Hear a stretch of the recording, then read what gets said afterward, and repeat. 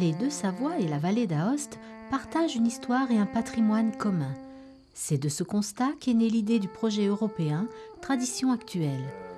De 2009 à 2011, le Conseil général de la Haute-Savoie s'est associé à la vallée d'Aoste, à l'écomusée Pays Alpes et au Conseil général de la Savoie pour travailler ensemble à la sauvegarde et à la transmission de ce patrimoine. Jusqu'en 1860, les Pays de Savoie et la vallée d'Aoste, c'était la même unité politique. C'était les mêmes langues, le français et le franco-provençal. C'est la même façon de vivre, le même rapport à la montagne. Ce sont deux cousins qui sont de deux pays différents aujourd'hui, donc qui ont pu être un peu éloignés par ce fait, mais qui aujourd'hui réapprennent à travailler ensemble grâce à des projets européens. Tradition actuelle visait deux principaux objectifs. D'une part, la création d'un réseau de professionnels travaillant sur la conservation et la valorisation du patrimoine alpin, et d'autre part, la sensibilisation et l'implication des habitants dans ce travail. Les échanges entre partenaires se sont faits régulièrement tout au long du projet. Des formations, des tables rondes et 2 rencontres transfrontalières ont favorisé ce partage d'expériences et de connaissances. Les premières rencontres ont été organisées fin 2009 en vallée d'Aoste, à Aimaville. Les deuxièmes ont eu lieu au château de Ripaille, à Thonon-les-Bains, en juin 2011.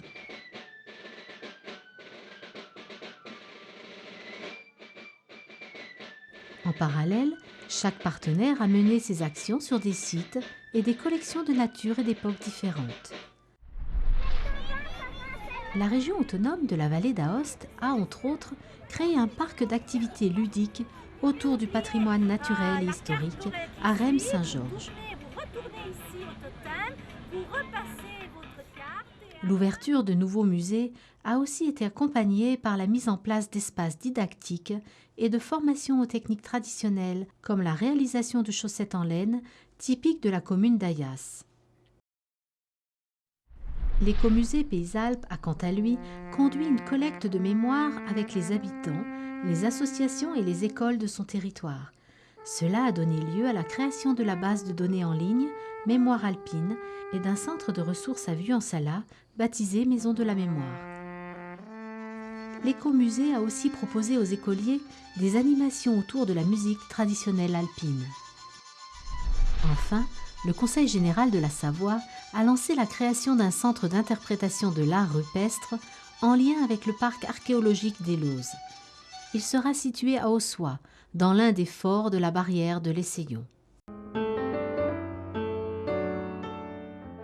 Dans le cadre de Tradition actuelle, le Conseil général de la Haute-Savoie a quant à lui travaillé sur un site patrimonial et sur 2 collections ethnographiques. Le château de Clermont, classé monument historique, appartient au département depuis 1966. Le projet européen a été l'occasion de conduire plusieurs recherches historiques et architecturales dans le but d'accroître nos connaissances de ce site et de développer sa valorisation. Le projet européen Tradition actuelle a beaucoup apporté au château de Clermont puisqu'il m'a permis en 2 volets de travailler sur l'histoire du château. Tout d'abord en faisant un inventaire des sources disponibles sur le château et sur Gallois-Regard et dans un deuxième temps d'écrire une biographie historique sur Gallois-Regard et l'ensemble du matériau ainsi constitué pourra servir aux médiateurs, au personnel qui travaille au château.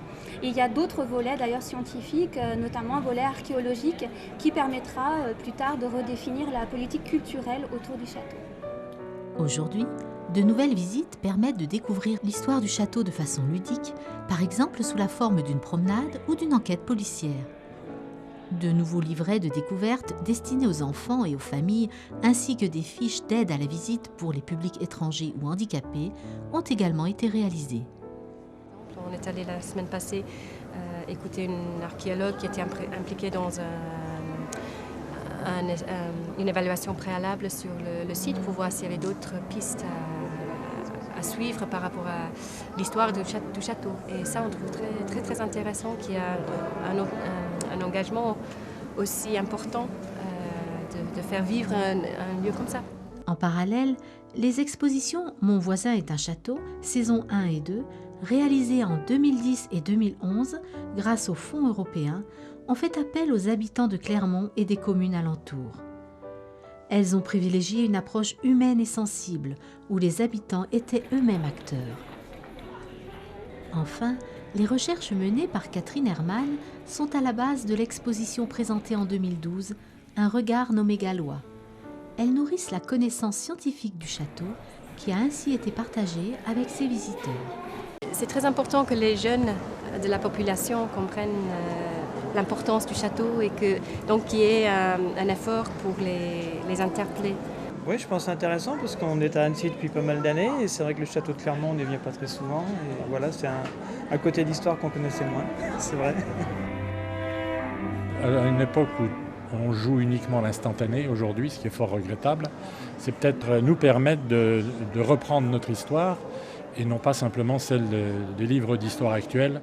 Le mode de pensée qu'on a aujourd'hui est forcément issu des étapes par lesquelles on est passé et je pense que c'est bien de connaître un peu ses racines historiques, géographiques, culturelles, politiques. Ça reconstitue la société telle qu'elle existait à cette époque, là où se situaient les lieux de pouvoir, c'est-à-dire plus dans la religion, effectivement côté religion, côté noblesse, plus qu'ailleurs, et les modes de fonctionnement de ce système. Il y a la transmission des objets, effectivement, mais que je me disais toujours, la transmission des évolutions de la société. Et ça, c'est extraordinaire, ça. Dans le cadre du projet européen, parallèlement aux actions menées sur le château de Clermont, le Conseil général de la Haute-Savoie a valorisé la collection ethnographique réunie par Bernard Lacroix. Acquise en 2001 par le département, elle présente la vie agro-pastorale, artisanale et rurale des populations alpines au siècle dernier. Dans un premier temps, des entretiens filmés ont été réalisés au musée de Fessy, où elle est actuellement conservée. Le collectionneur raconte ainsi sa vie, l'histoire de la collection dont il est à l'origine et du musée qu'il a créé. Nous nous trouvons ici dans la cuisine d'un chalet d'alpage de la région de Morzine. Les heures de rush ainsi obtenues constituent de précieuses archives qui pourront être utilisées dans de futures expositions ou des films documentaires. La collection a ensuite fait l'objet d'une campagne photographique. Le photographe a immortalisé les salles du musée, les reconstitutions d'intérieurs typiques et traditionnels et plusieurs milliers d'objets.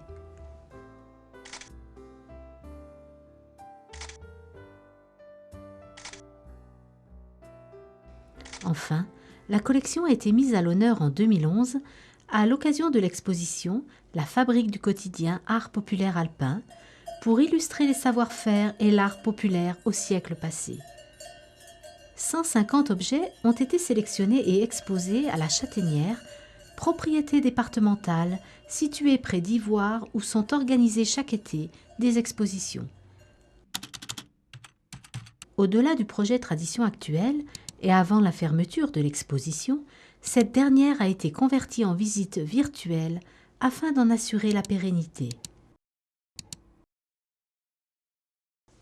Enfin, troisième réalisation majeure du Conseil général de la Haute-Savoie, à l'aide des fonds européens, l'acquisition en 2010 de la collection réunie par le musicien Jean-Marc Jacquier.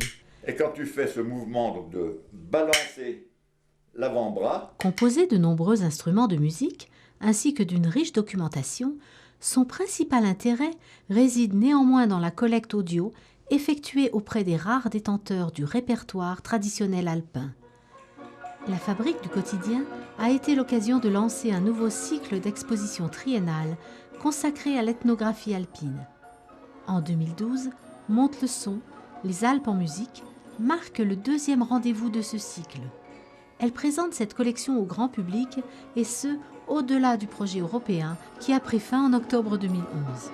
C'est en fait ce qui faisait danser au début du XXe siècle dans les restaurants, dans les cafés, avant l'arrivée de la radio, avant l'arrivée du disque. C'était en quelque sorte un mini-orchestre qui est enfermé. Les différents objets et œuvres assemblés ici viennent d'un réseau de partenaires qui s'étaient notamment rencontrés, ou en tout cas avaient travaillé en proche collaboration dans le cadre de Traditions actuelles. Il y a des objets et des documents qui viennent de la vallée d'Aoste, qui viennent du Conseil général de la Savoie, qui étaient nos partenaires principaux. Je ne sais pas si on peut parler de corps des Alpes, c'est un corps qu'on a appelé corps pastoral parce qu'il vient de l'univers pastoral. Je pense que c'est une bonne chose de faire perdurer toutes ces traditions. Parce que c'est important, on a besoin de repères. On est en France, on est dans une région très, très riche au niveau folklorique. Moi j'ai trouvé ça très intéressant et surtout très varié. Je m'attendais à quelque chose de plus uniforme alors que là on aborde des domaines très différents. Je connaissais un petit peu la région suisse mais pas beaucoup du côté versant italien, donc là j'ai appris beaucoup de choses. Surtout de faire le lien entre les différentes régions, je trouve ça très intéressant. Le projet européen a donc permis, dans un premier temps, de préserver ce patrimoine peu connu du grand public, puis de le mettre en lumière. Il a aussi insufflé une dynamique. Le Conseil général s'emploie effectivement à rendre cette collection accessible au plus grand nombre. L'intérêt, c'est de conserver toutes ces traditions, les traditions savoyardes. Tout ça, ça va se perdre petit à petit et des choses comme ça, c'est important parce que c'est notre culture, notre tradition. Outre l'inventaire et la mise en valeur par des expositions de la collection Jacquet, il y a un aspect important, c'est la numérisation des archives sonores. Archives sonores qui vont pouvoir à terme être consultées dans une base de données informatique et qui constitueront une base pour la mise en valeur du patrimoine oral, musical ou autre, à l'échelle des pays de Savoie. La maillon sur un pommier qui se dandinave de ci, qui se dandinave de ça. Tradition actuelle a permis la création d'un réseau professionnel durable autour du patrimoine alpin, au-delà des frontières administratives et politiques. Il a lancé une véritable dynamique et s'est révélé être un tremplin vers d'autres projets de protection et de valorisation. Chaque acteur poursuit aujourd'hui ce travail en s'adressant au public le plus large possible. C'est en effet en sensibilisant et en intéressant ce dernier que l'on assure la transmission de notre patrimoine aux générations futures.